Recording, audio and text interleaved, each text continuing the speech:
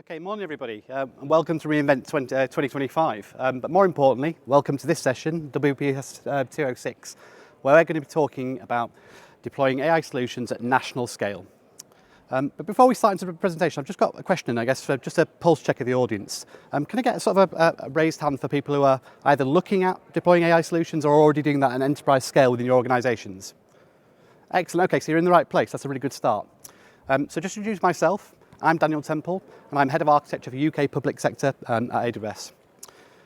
So today we're going to talk about a few things, but I'm joined on stage by Nikki Powell from from Capita, and from Gemma Hyde from the Government Digital Services Summit, and they're going to be talking about their journey of deploying national-scale AI projects within the UK. So what are we going to be talking about today then?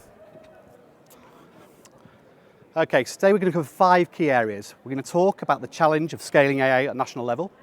We're then going to dive deep into Capita and GDS's solutions. We'll provide an Amazon overview and perspective of those solutions. And then finally, we're going to end with a Q&A session with our 2 speakers. Okay, so what does that national AI deployment challenge look like? So we see typically 3 emerging challenges. The first in public sector is very much around skills. So not just the lack of talent, but also the disparity between digital literacy across different government organisations.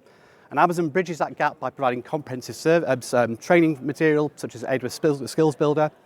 And we also provide intuitive building services like Amazon Bedrock that make it easier to deploy AI solutions. From an infrastructure perspective, we often see that government customers are using on-premises data centers that are not built or designed for AI deployments and AI solutions. So Amazon's scalable infrastructure allows our customers to essentially start building products with a no upfront investment or limited upfront investment, and also allows them to kind of get moving quickly in that space. From a governance perspective, obviously we're handling millions of systems data, so things like security and compliance are non-negotiable. And Amazon's features such as Amazon Bedrock guardrails, as well as the secure knowledge bases, mean that we're able to essentially protect customers' data in the way they would expect. Okay, so what are the numbers that sort of dictate the scale that we're talking about at the moment? So the first number I want to call out is 67 million, and that's the number of citizens that GDS need to provide service for, and need to ensure the accuracy and the consistency of that data at scale. Likewise, 100K daily interactions as part of Capita's call centre solution. And again, they need to make sure that data is consistent and accurate at huge amounts of scale as well. The next figure, 850,000 digital documents as part of GDS, essentially needs to ensure the accurate and precise retrieval of information, all with contextual awareness as part of that journey. And then the last one, 24/7 availability. So all of the services that we're going to talk about today have to ensure that they're available for all citizens at 24 hours a day. So if a citizen has a need for emergency data, they have to be able to get that data at any time. And leveraging Amazon services provides that level of reliability. Okay, so both GDS and Capita have 2 distinct approaches, but they're actually quite complementary. So from Capita's perspective, they're an operational service. They're providing Connect using Amazon Bedrock and Claude integration. And they're using that to create virtual assistants, virtual agent assistants. And they've already managed to save 35% productivity savings as part of that process. From GDS perspective, they're working on an informational service, and that's essentially self-serve and using the 850,000 documents we talked about as part of that process as well. And actually, when you consider what GDS are doing, it's the first national UK level scale RAG implementation of a Bedrock knowledge base as well. So that's providing near instant access to 850,000 pages worth of data to our citizens in the UK. Okay, and with that, I'm going to hand over to Nikki, who can give you more information about their deployment. Cheers. Thank you very much. Morning, guys. Welcome to reInvent, your first one, I'm assuming, for the next 4 or 5 days. So I'm going to talk to you about how Capita has embedded AI into their contact centres for all UK citizens. Can I just get a quick hands up as to who's UK based? See, UK's taking over America today. Great. So fantastic. So some of this will be really resonate with you guys as to what you're doing or what you want to be doing. So Customer service is moved from transition from being heavily dependent on agents. So when I joined Capita 3 years ago, every single contact that we had was touched by a human on that basis, which is costly. It's costly for public sector, it's costly for Capita as a whole, but also it still has a risk from a quality perspective. We have moved to a more consistent and AI-enhanced approach, which is moving us from having virtual agents doing the whole end-to-end process for one of our citizens, and where we do need human in the loop, assistance for those humans to be able to provide the best quality level of service that they can give at the lowest cost to serve possible.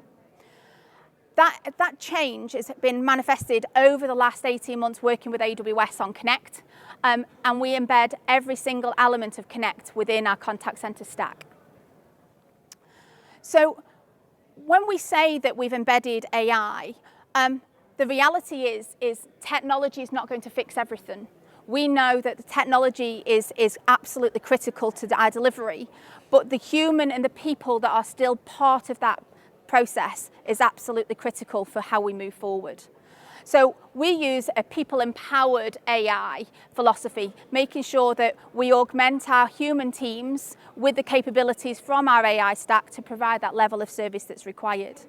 AI is not going to take over 100% of our contact center services, especially in public sector. What it is going to do is prioritize our contact strategies to those ones that really need it, whether that's vulnerable users, whether that's digitally excluded users, but really enable our teams to focus on those that need it, and the simple tasks and the monotonous content that you used to have can be now done by our virtual agents.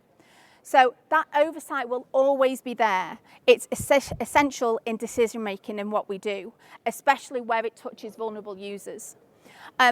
We are at the final decision making. A human will always be that element of that process.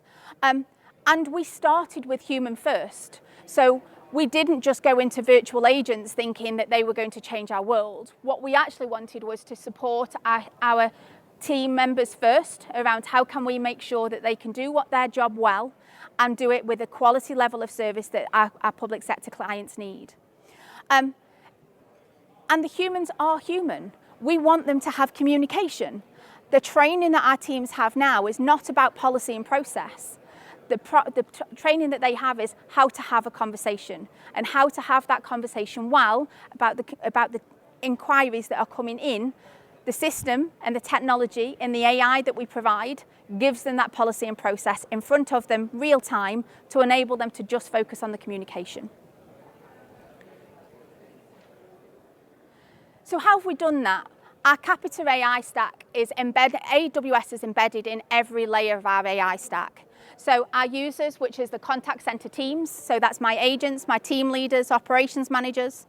We have our exec MI, which is pulling that alongside AWS into Snowflake to enable us to look at that end-to-end delivery of how we do things. Our portals for our end users, for our clients and for our citizens. And then we utilize mobile facilities for anybody who needs to use it. We have our processes, it's AWS unless.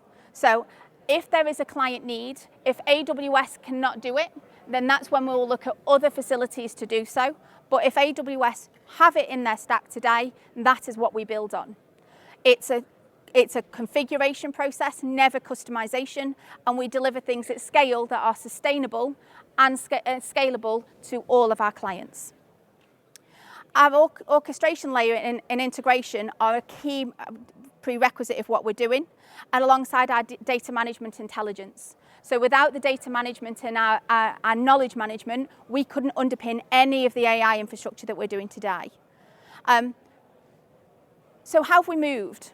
We've gone from what was historically 75% of our customers found IVRs frustrating. So they're the menu systems when you call through to a contact center. Even if it was natural language at the time, it was rudimentary at best. Pressing 1 for this, pressing 4 for that, going round in loops, drove people potty. 67% of customers abandoned before they even got to the point of speaking to a human. And it was costing us between £5 and £9 per contact. which is astronomical from a public sector requirement. We just don't have public sector money to pay for £9 per contact. We knew we got to make a change. So where did we move? So the IVR, as I say, was static, difficult to navigate, bulky and time consuming. And then we've moved into conversational AI, which was designed for speech much better than it was probably 18 months ago, 2 years ago. It's easy to understand, and we now have the ability to do that in multiple languages to enable our diverse cultures within the UK to support whatever requirement is needed.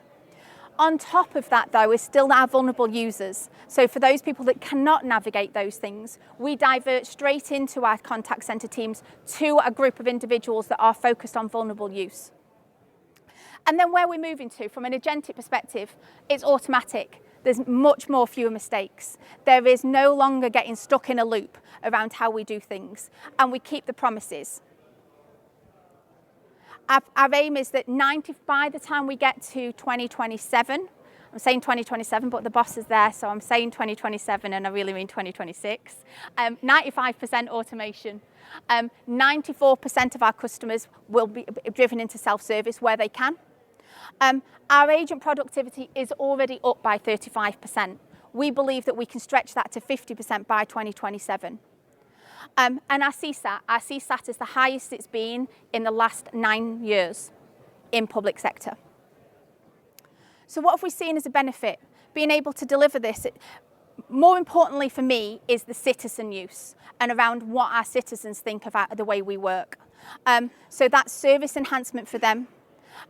We are generating insights and summary metrics that we've never seen before, whether that is around content, translation services, sentiment analysis, reasons for movement, and the ability to then further AI activity that's within that, and how we can then upskill our teams. Our team members are the most critical part of being able to do that delivery.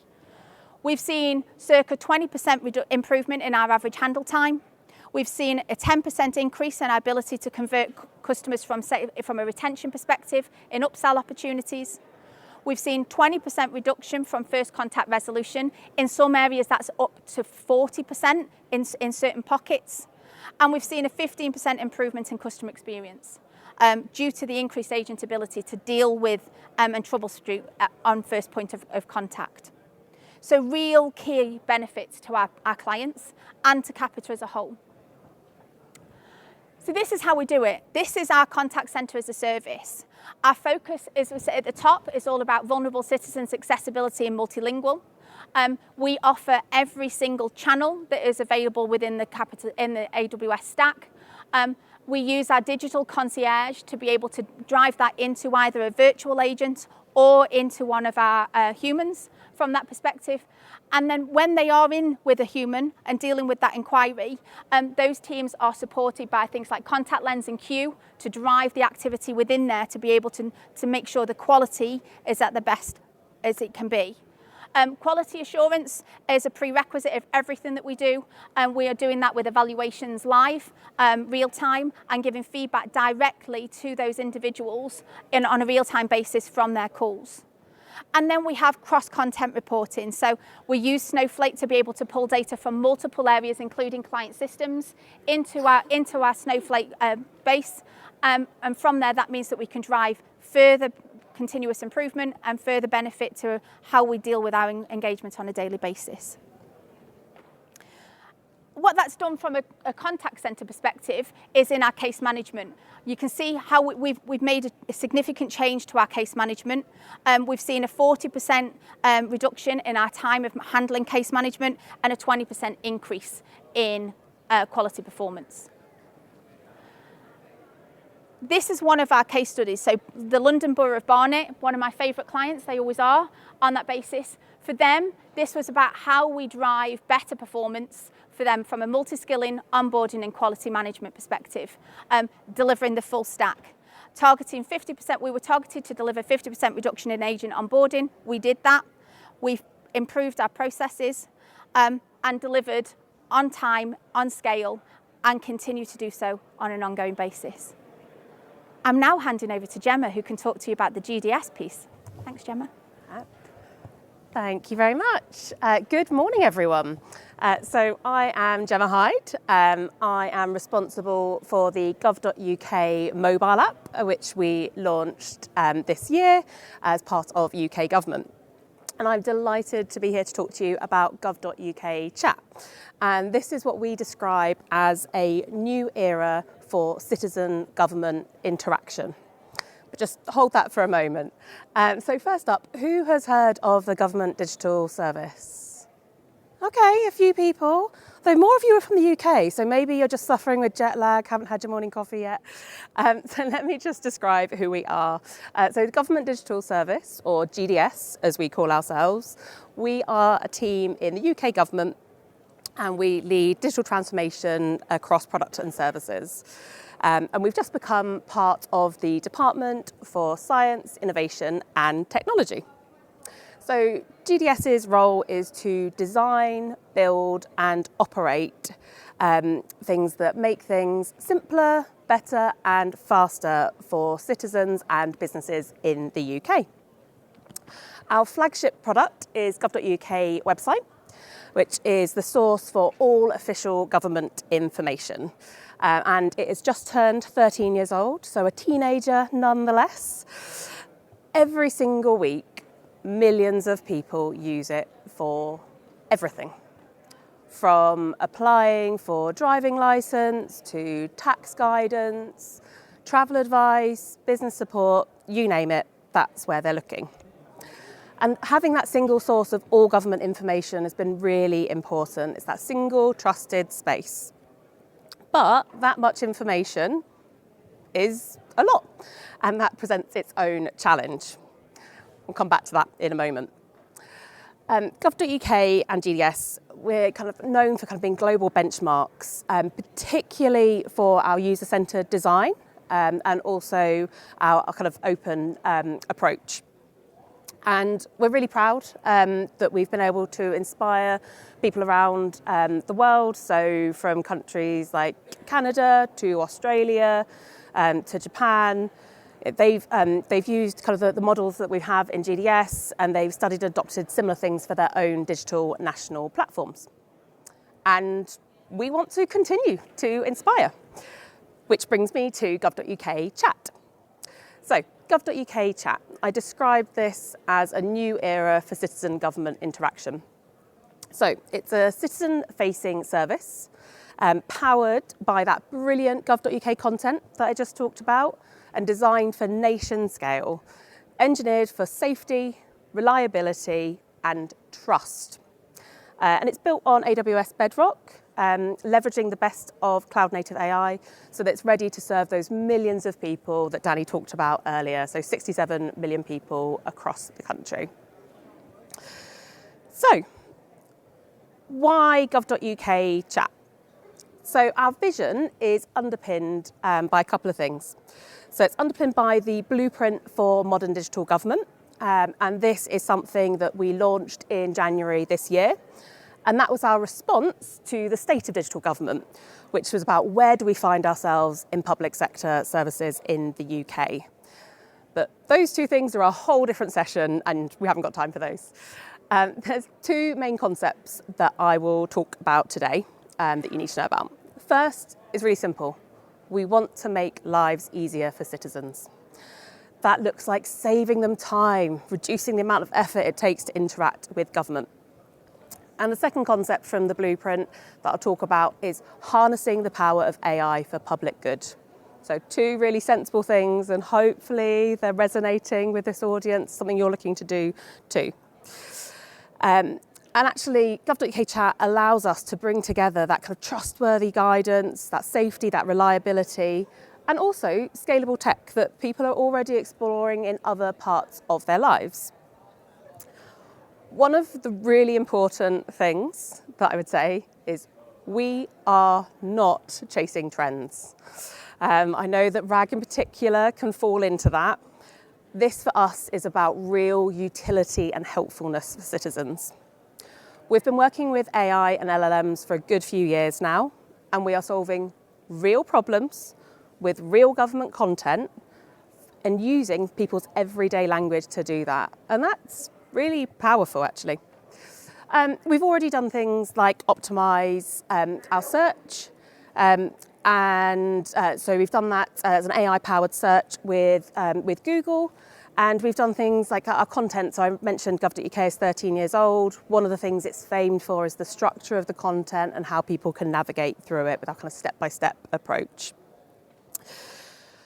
So what that doesn't do, though, it doesn't allow people to explore content in the way they want to. It doesn't allow them to question things. It doesn't allow them to kind of ask questions about things that they see. And that is unique to gov.uk chat. It's faster, it's easier than browsing, and it allows people to pull all different pieces of content together at once so they can understand the topic that they're trying to interact on. And really, really important, and something I'm quite passionate about, is that it reduces the barrier to government services, and that's really important and what we're here to do. One of the other things for us, trust. Trust is fundamental. I think someone might have said it before, but with great power comes great responsibility. So, yeah, I got a chuckle. Okay, I'll take that for before 9 a.m. in the morning. So I'll talk about trust several times today. Citizens rely on gov.uk as the canonical source of government information. And that's why safety and reliability are critical. The answers have to be accurate. So let me put this in a little bit of context and talk about what worries us or what keeps us up at night. So the stakes are high. Literally, the information and services on gov.uk can be life-changing. And so, we talk about being risk-averse as a negative thing always, but actually we've made some really deliberate and sometimes risk-averse decisions to ensure that safety. Sometimes that goes as far as the right answer is no answer. And that's challenging in lots of ways. One of the things that we worry about, first we have a zero tolerance for harmful content. You'd expect it, but for example, this could include offensive language, it could be bias or hate, just zero tolerance for that. Second, because this is a public-facing system, we know that people will use it not as we've necessarily intended, and that could be intentionally or unintentionally. And that's something we need to be really careful with our safety measures to protect both users and government systems. We know that we might face adversarial or off-topic questions. And then appropriate trust. So appropriate trust. We use those words really intentionally. Now here, we balance the strength that I've talked about of that gov.uk content. And if you live in the UK, you'll have used it, you'll recognise the website. You'll know that, yeah, that looks like government content, I trust it. We have to balance that, though, with clarity about what the technology can and cannot do. I've talked about trust already, but trust is one of the areas that we have spent the most time on, and we will continue to do so. Even how to design trust can be challenging. So in our initial testing, we had a really high score for we believe the results because we believe gov.uk. And that's actually a problem in some ways for us. So as I said, on one hand, we need people to trust it enough to try the product, to test it out. But we also need them to think about the limitations of the technology and its boundaries. And so throughout all of our designs and all of the pilots that we've done, we've thought about this really, really carefully. Just a wider note, so more generally in the UK, one of the things we have is the Algorithmic Transparency Recording Service, ATRS for short, thankfully. And this is something that wherever we're using algorithmic tools, we publish this for people to see. So essentially it's the information on how algorithmic tools have been used. And I think that's just one of the things that we do to establish transparency for people. So those are some things that we are worried about. What about the boundaries and breadth that we're working with? So the first one, quality is king. Our approach is really simple. The best answer or no answer. It may sound trivial to everyone, but the quality of the responses that people get in gov.uk chat depends on the availability and the quality of the information on gov.uk. And so that is a really clear scope that we've set. What it does mean, though, is that if the content is limited or unclear, that actually we might not be able to provide a full answer. And that's even if a user expects one, that's still the correct outcome. And that's really different if you think of other LLMs that they might be interacting with that will always get you to some kind of answer. That's not our goal here. It needs to be a correct answer. So our challenge isn't just about managing behaviour, it's also about working within those constraints of that authoritative information and keeping the system safe and usable. So balancing usability and safety is the central design challenge for us. And then last one, scale. So the theme of today's talk is scale, and hopefully part of the reason that you're here. The scale that we are operating at with those 67 million citizens as our audience, that scale demands discipline in all our decisions. We can't go down different things. We have to really think about that scale consistently. And that's across architectural, model, UX, safety, all of those different dimensions. We have to be really disciplined in how we're approaching this. We also have decisions about when to use this technology. So if we use it too early, then it could damage people's relationship with this technology in a government context, and we really think carefully about that. Equally, if we use it too late and wait, then people could be getting other information elsewhere on this, but without the safety and the guardrails that we've built in. So it's a real balance. So, how do we know that gov.uk chat works? Simple. We've taken an evidence-backed approach. And this looks like iterating through discovery, through public beta, pilot phases, and every single step is powered and guided by the data. We don't just hope that it works, we have to prove that it works. So, we evaluate gov.uk chat along 3 pillars. The first is automated evaluation, and that is the backbone of our iterative development. So it tests changes against metrics, sometimes using LLMs as judges, to identify the best system configuration and impact on our key performance indicators, our KPIs. The second is manual evaluation, and this provides us with deeper insights. Now, there's a range of different things here, and for example, we work with a range of different experts. So one of the things that we do is red teaming partners. We're really lucky in the UK. We have the AI Security Institute, which are world renowned for the work that they do. And we've worked really closely with them a number of different times during our work and still continue to. That's allowed us to uncover safety, usability, kind of any performance issues, and then we can feed that back into that automated evaluation that I've talked about. And then the third pillar is monitoring continuously. In live use, we're kind of getting those diagnostics, those insights into performance and user behaviour. So across all those pillars, we also do some deep dives. So we make sure that we really understand errors, understand the root cause, what was behind it, so that we can make the right improvements. So was it the question that was asked? Was it the intent recognition? Or was it the accuracy of the content? So where have we got issues that we need to focus on? One of the things that we are rightly really proud of is that throughout our experiments to date, we have seen progress and hardening on accuracy and hallucinations, and that's been really important to us to be able to demonstrate. So we've got up here on the slide chronologically, left to right. So as I said, our team have been working together for a couple of years now in this space, really understanding the problem space and testing accuracy with subject matter experts. Some of the things that we've done, so we developed a custom interface with business users, and we invited over 10,000 people to use gov.uk chat. And we've managed many rounds of iterative research.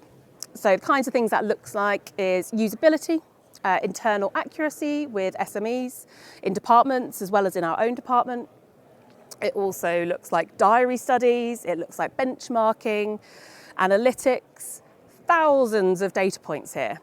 A real mixed method approach that we've taken. We've also replatformed to AWS Bedrock, and this is for the robust model hosting and the orchestration, and to allow us to be nimble when we're looking at different models that we're using. And most recently, we have been piloting in the gov.uk mobile app. In terms of our next steps, there's a range of different things that we're excited about. One of them is refining the monitoring system so that it can automatically flag answers where we think they might need a deeper human review. We're also moving to a systematic categorization of errors. And this works for scale. We need to be able to operate at that kind of scale. So consistently, we can identify patterns, track any recurring issues that we're seeing, and target improvements really effectively. Finally, we're really excited about how we strengthen multi-turn conversations. So this is where there's a back and forth in the conversation. And lots of the questions that we're expecting and we've seen people ask, when it's a real world interaction, it's not just a single question and a single answer. Actually, there's a lot of back and forth. And so being able to assess the coherence, the overall cohesion and helpfulness of a whole conversation is really important. And that's going to give us that increasingly accurate picture of chat's performance in practice. So, what does this look like in practice? So within chat, LLMs are used to support several distinct tasks. So here's the flow. User asks a question. We classify the question. We go and find the relevant pages. Then we generate the answer using that. Then we make sure that the answer is safe and we check the pages that are used, for example. And then we show the answer to the user, to the citizen. So, if we start with a person asking a question, maybe I've got a work trip planned to the US and I want to look up some travel guidance and see what it says. So first, the LLM classifies the incoming user query into predefined categories or intents. And this classification determines and generates the appropriate response strategy for us. So there's a few different ones here. First, we've got intent-aware routing. So here we have things like hard-coded responses for greetings, or we also have hard blocks for controversial attempts that we might see. We saw quite a few of those in our pilots, you can imagine. Second, we have redirects for requests that need to go to another channel. So for example, if there's a freedom of information request, that's not for us, there's a channel for that to go to. And then the third is that multi-turn flow that I just referenced. And this is where we're trying to clarify, we're trying to guide and empower the user, even if we can't answer directly. So one of the things that we can't do, we don't provide advice, but we can maybe say, there's some information here that you can look at. So helping users to get to an answer if that's appropriate. It's also at this stage as well that any personal information is removed as well. So, now to find the content. Danny referenced this in the opening. There's a lot of content. So our vector store used in the retrieval step of chat has hundreds of thousands of gov.uk pages. They can change daily. So what we do is we split them into chunks according to semantic hierarchy so that we can be much more granular and really improve the relevance for our users. And then we answer questions using a search index of gov.uk content. And this is stored in Amazon OpenSearch. And this is queried for semantically similar content to the user's question. The search index itself is populated by gov.uk content via a message queue, so Amazon MQ, and provided by the gov.uk publishing API. Next, we get to the answer generation. We've got two distinct models that we're using here at the moment on AWS Bedrock. So we're currently using Claude Sonnet 4 and AWS Titan Embedding 2. And now the answer quality and guardrails. So if you remember what I talked about earlier of what worries us, this is really important.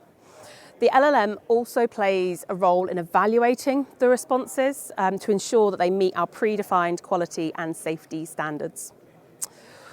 We do also perform more detailed analysis of the questions and answer data to ensure that we're providing really high quality responses as well. And then finally, we show the answer back to the user. So now these different subtasks that I've just talked through, they really enable chat to provide accurate, relevant and safe information to a really wide response of user queries. And so my question of getting some travel guidance to come to the US, well, you can see I'm here. So I've obviously got a good answer from that. And that hopefully brings to life the really careful and intentional steps that we take in creating answers for citizens. So, it has been a journey so far. And when we are thinking about scaling gov.uk from pilot to population, it's about three different things. It's about people, it's about process, and it's about partnership. I've already talked quite a bit about process today. In terms of people, across our research studies, users have said that gov.uk chat provided a quick and easy way to find information. It made understanding what they needed to do simpler and reduced the feeling of overwhelm. This makes us happy. One of my favourite quotes is, I'll read it out. It's been a lot more learning than looking. I've found what would have taken me maybe up to an hour before in 15 minutes. It's really powerful. And another one, avoid the phone queues. Saves time searching the website. It's really simple but impactful changes we're making here. At the start, I said it was about making people's lives easier and using AI for good. And I think, what do you reckon? Those quotes are getting a thumbs up? Does it sound like we're doing it? Okay, not quite got the energy for thumbs up, but I got some nods. Oh, there's a thumbs up at the back, thank you. We're really trying to use AI. One of the things we talk about is time tax, so the time it takes citizens to interact with government. And it's far too much, around a week and a half on average per person. This is showing how we're really being able to use it to change that metric and making sure that we're ready to scale safely across government. It's really about raising the bar for digital government and focusing on operational discipline and systematic improvements. So, a few key takeaways. What have we learned? Short answer, a lot. There's three main things that I would talk about. The first is user-centered trust. I said earlier, quality is king. And sometimes that means that the best answer is no answer, okay? And so that usability and safety design challenge is central to what we're thinking about. The second thing under user-centered trust is the right amount of friction. So I talked about that trust in the brand, but making sure that people are aware of the technology and the limitations. And there's a range of different ways that we do this that we've carefully researched. So things like visual cues, so you can see the branding there. For those of you in the gov.uk, familiar with the website, looks a little bit different maybe. We've also got things like making sure we really clearly signpost the source content as well, so that people can access that. So that's the user-centered trust. The second is partnerships. Lots and lots of different partnerships, too many to call out here. I kind of only referenced the AI Security Institute. We've also got the brilliant government departments that we work with. Actually, is there anyone from another government department in the UK? Oh, very good. Well, so you're brilliant. Thank you for working with us on this. But we've got to do that. We've got to make sure that source content that comes from all those different departments and agencies is accurate, because otherwise we've got nothing. And then we've worked with partners like AWS as well. And we're really grateful for all these partners. It helps us keep sharp when we're iterating, get that feedback from different perspectives. And the third thing that we've learned is this isn't just a chatbot. This is a policy-aware, robust system. It's got to be engineered for safety, reliability and real-time performance. And it's got to operate at nation scale. So, gov.uk chat is a strategic leap for us towards a more accessible, trustworthy set of information and a citizen-centred government. And we can now say, cheesy as it is, that gov.uk has entered the chat. I'll hand back to Danny to wrap us up and give a bit of an Amazon perspective. Excellent. Thank you, Gemma. Okay, so I'm just going to cover off some common patterns that we're seeing across both these implementations. So what we can see is that both solutions share these key critical architectural layers. So starting off with the core, we're using Amazon Bedrock for our foundational models and RAG capabilities. We're also using Amazon guardrails to enable security of things like ensuring policy compliant responses from digital agents, as well as protecting the knowledge base of that 850,000 digital documents we talked about as well. From an integration perspective, we're seeing an enterprise-driven architecture that's providing real-time protection against those, as well as using other technologies like API Gateway to stitch and seamlessly stitch services together. And then from a security perspective, we have comprehensive monitoring that's providing full visibility of services and making sure that every interaction with these services is verified and actually monitored and logged as well. So what does the actual journey look like in terms of these two services, in terms of that implementation? So we're seeing there are 4 distinct sort of phase deployments across both of them. The first one being the foundation. So starting small with a particular system, so in Capita's particular case, limiting that service to 1,000 calls per day. And then with GDS, focusing on that internal testing and getting the service ready. Then typically customers are moving into the limited release phase. So with Capita, it's looking at a particular single line of service in the contact centre. And then GDS also opened up to 10,000 internal users to test that service out. And then we get to that scaling function. So Capita opening up a multi-service capability, and then GDS opening their pilot for the gov.uk chat as well. And then the final phase is where our customers start to optimise, looking at intelligence across, so certainly in Capita's case, where they're looking across business lines and service lines and using generative AI to generate insights that can improve that service and then create new services as well. Okay, so just going to cover sort of the 3 dimensions of lessons learned. We've covered some of these today from Gemma and Nikki. But the first one, if you look at technology, so the key thing is to start early with your guardrails. It's much easier to implement your guardrails at the start of your deployment rather than trying to factor them back in. So set them robust guardrails right at the start of your journey. The second one is to build scale in from the start. So start with 100 times scale. This will improve as you deploy, it will speed up your deployment. When you start to ramp up adoption, you need to have that scale built in from the start. And the second one is monitor everything and automate all responses at all times. Again, this is something that will take time at the start, but actually accelerate your journey going forwards. And then from a process perspective, we've seen this quite a few times, that phasing rollouts by complexity rather than volume is a better way to go. So even if it ensures supporting more users or more transactions, actually that's sometimes the better thing to do. And then increase your skill set and increase the complexity as you go along. Always test with real users, get real world interactions, especially when it comes to using AI solutions. There are outliers that you can see by using that with real user test bases. And then from a people perspective, and we've really talked about this quite a bit in terms of maintaining that human in the loop, that human oversight being a critical function of using these.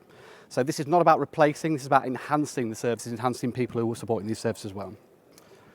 Okay, and then the last one is about building trust in the service. So maintaining transparency, making sure people understand how the technology is used and how it influences and how that improves performance is really, really key, not only to gaining trust, but also driving adoption. So if you want to bring your customers and your organisation on board, that transparency is a really key function of moving that forwards. Okay, we're going to move to a bit of a Q&A now. So I'm going to ask Gemma and Nikki to just kind of respond to a few questions. I'll start with you, Nikki, though. So first question I'm asking is, obviously, as you've done a huge sort of national contact centre transformation, what's the biggest technical challenge that you saw when you were trying to kind of move that along? I think it is about the pre-selection of what you go with first. You can go, you've just talked about the fact that do you go complex or do you go volume? When actually the reality is you want both, but you can't do both at the same time. So it's about picking the right problem and what is that solution really going to do to either the client for us or for internal. And then the biggest technical challenge once you've done that is once it's working, you need more and quickly. So it's then having the capability of being able to handle, then I want another queue, I need another line of service, I need another contact centre, I need another client. So it's then being able to scale your development. So it's not scaling the change, because it could be just more of the same, but to handle that more of the same at the same time. So for me, some of that hasn't necessarily been a technical, it's almost been a business requirement of understanding what that technical challenge is. And certainly from being a BPO, of then also getting clients to be able to understand the technical challenge that you're going through. They all want that change, they all want that delivery, but it's how do you do that delivery safe, factual, giving the required return on the investment that you're doing, but also going through the governance processes that are not just your own internal governance, but also the client governance at the same time. So you're trying to spin 17 technical plates all at the same time, and making sure that you don't drop any of them, I think, that's a challenge. Yeah, and you don't always get it right. So the other thing about that is failing fast, fixing it faster. On that basis, it's okay that you know that, there's been an element of when we've launched a virtual agent, we're going, actually, that's not quite giving me the result that I thought it was going to do. That's okay, because you can't plan for absolutely everything. Yep. So it's about understanding that failing fast is not a failure per se. It's not fixing it would be the failure. Yeah, I don't think that was that failing fast. That's quite a hard cultural thing to adopt in some organisations. I just wonder how do you kind of promote that culture? I think for me it was really great is that the team that are delivering this are not just technical experts. They're actually people. So they are people that were running the contact centre, that were agents in a contact centre. So they're seeing, when we're making decisions, how would that impact those people that are on the front line? How is that going to change the conversations that they're having with citizens? So it's great having all of our technical team alongside, but without having the operational team almost glued together. And that was a massive cultural shift. Historically, in most deployments, it's always been dealt with via technical team. Technical do the delivery and operations just get lumped with it. Yep. And that cultural change was absolutely massive for us, of actually the operational teams lead from the front and they coincide with technical and going, how can we fix this problem? And both of us need to be able to deliver that as an answer. Yeah, and I think that's a great example of what we discussed in the previous slide around keeping human in the loop. Absolutely. Also transparency of comms. So bringing those people who are actually operationally supporting the services and using them to say what good looks like and how it's going to work as well. And I think from a continuous improvement perspective, that builds the momentum within the operation that they're then coming back to and saying, how about this? Can we do that? And actually, you've then got agents that are coming to you and saying, we can fix this. Can we do this? Can we do the other? Which is a massive skill shift. Yeah, absolutely. Excellent. Gemma, from your side, what would be your perspective? Yeah, I think I can build on Nikki's point there. We talk about the 3 T's. So trust, transparency and testing. Now, breaking trust is fatal. But if you can find a way to test transparently, actually you do have some latitude, and I think that works both with the contact centre agents that you're talking about, but also with citizens, and it's a really careful one for us to think about in terms of that culture. I suppose your question, Danny, of the biggest technical challenge, I've got to say, very fortunate. We have wonderful technical teams who are real experts in this space, so huge credit to them. I'm sure they would say there are plenty of different challenges that we face, but they very elegantly worked through them. I think where it gets interesting is where you're starting to think about trade-offs. So one of the things that we've thought about is latency. So we know that the quicker you get an answer, the more satisfied people are. It's obvious, right? But if I think of some of the things that are really important that I talked about, that guardrail step, so actually, where you might just normally stream an answer to give that sense of speed, actually having the guardrails in, it's not so easy to stream an answer. So there's things like that where we have to think about what's technologically possible, but it's also what's the right thing to do to get us to the next step. So a real kind of balance there. Okay. I kind of touched on some of this, but I'll kind of give a second question. So I'll start with you, Nikki. So I guess what is the one bit of advice you would give now you've done a big transformation at national scale? Like, what's the one, if you were going to give one tiny bit of advice to somebody who's coming to a similar challenge, what would it be? Just get started. That's the simple one. Is actually you can get swallowed up with all of the what ifs, buts, maybes, what's the process, etc. But you've got to make a decision to get started, because that builds momentum. So pick well, but also just get it done. It's as simple as that. But I would be critical of, don't do the one that's the volume. Not always don't do the complexity either, is do the one that can be add value quickest by building momentum, and then go into something that's more, you want your quick wins of being able to deal with things and then deal with your more complex at the same time. So it's get started, pick well, and if you don't pick well, fail fast, pick another one. Yeah, totally agree. And I think that really speaks to, I guess, Amazon's sort of mantra, which is around start small, demonstrate value, and then scale from that point onwards. Absolutely. As well. So, excellent. And for you, Gemma, your one bit of advice? Yeah, I think, well, it's going to be very similar, and it's that kind of different Amazon value. I was saying yesterday, Danny, that bias for action, and that's one of the things actually in our department's values is that bias for action. So get some momentum, get moving on it. I think one of the moments where that was really clear, I was talking to one of our another international government, talking about how have you navigated this challenge. And she just said really simply to me, Gemma, that's not a reason not to progress. And having that when things are feeling quite hard and you maybe just think, gosh, what am I going to do next? You've still got to find a reason to progress. Think about your cause. What is it that you're trying to solve? Making people's lives easier. That's really meaningful. That's why we do the roles that we do. That's why we work in public sector. So the prize is really high. So find ways to achieve that and make things better for citizens. Yeah, absolutely. I mean, that bias for action, I think maintaining your eyes on the value to the customer and to the country as a whole is really, really key. If you lose sight of that, then bias for action probably doesn't help too much. But as long as you have the goal in mind, that's absolutely fantastic. Okay, so I guess last question for you, Nikki, then. So I guess what's next on your roadmap? And I really want to understand what excites you about what you might be doing with contact centre solutions or other big national AI projects that you might be doing. There's a long roadmap. I've got a long list for us to get done.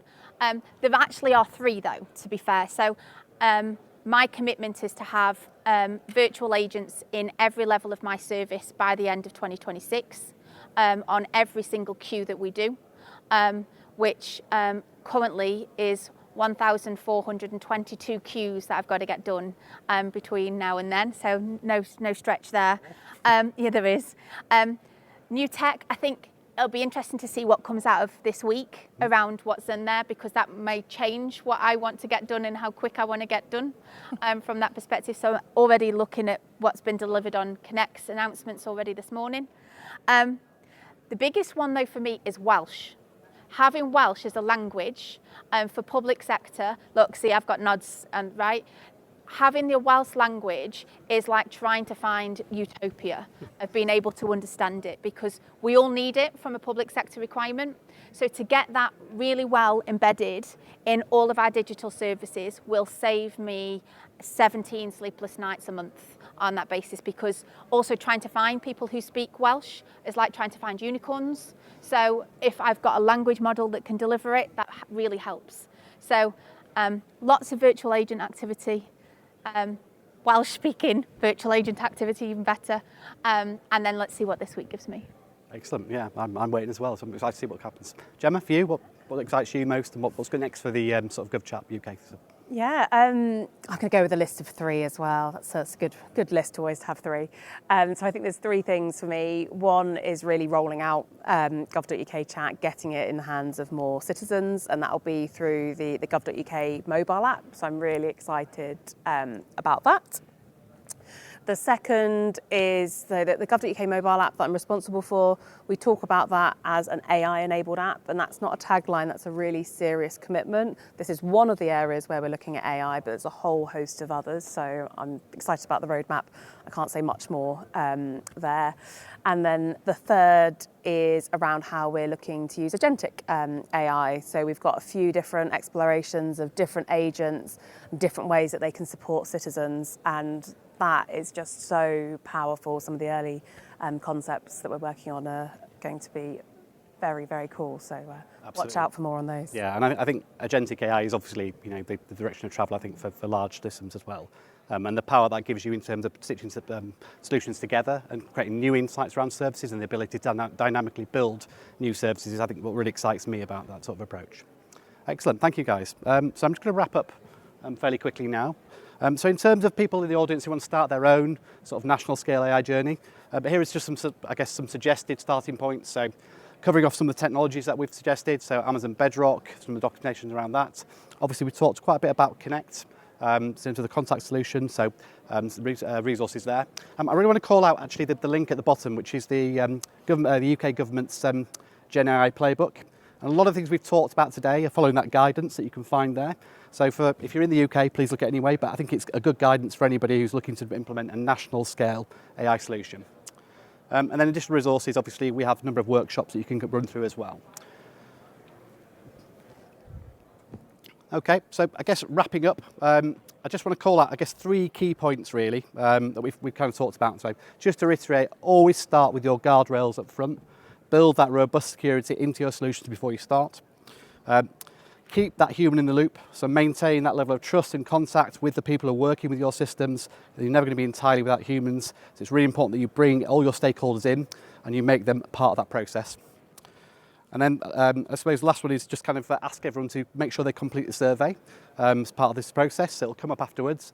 Your feedback dictates what we do next year, so please make sure that you enter that in there. And then lastly, just to say that if anyone wants to speak to any of us, we'll be available in the lobby to have a chat about anything you want to talk about. Certainly Nikki and Gemma will give you some insights from the projects they've worked on as well. But lastly, I just want to say thank you very much for your attendance. Hope you have a wonderful re:Invent, and hopefully I'll catch some in the lobby in that case. So thank you very much.